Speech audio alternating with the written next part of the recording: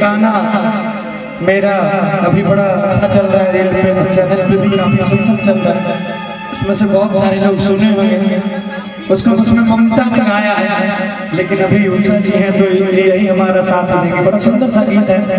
एक लड़का है, लड़की के बीच प्यार मोहब्बत हो, लड़का के लड़की का लाइन मारे छे, लड़की कहे ना से तो प्यार के भूत हम उतार दे, तो लड़का कहे बड़ा सुंदर भाव ओकरा कि पट भी तबाटे ये सुन आगे पट भी तबाटे नहीं तछौनी बाटे हाथ नहीं सन करते सुने तोरा इने बहुत आदमी हम पटाई लगे छे पाइलो तू सुंदर छी त ते तना कहै छी आई कि पट भी तबाटे नहीं तछौनी कभी तबाटे नहीं तछौनी बाटे तोरा ऐसा बाटे कसके तोरा नहीं कि तोरा ऐसा बाटे कसके तोरा नहीं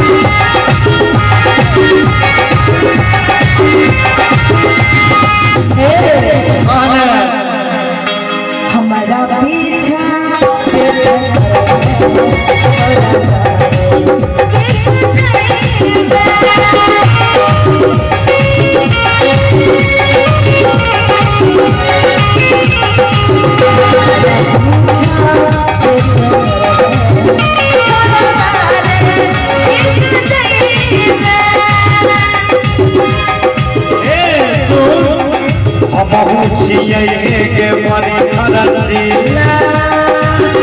अरे पाटा के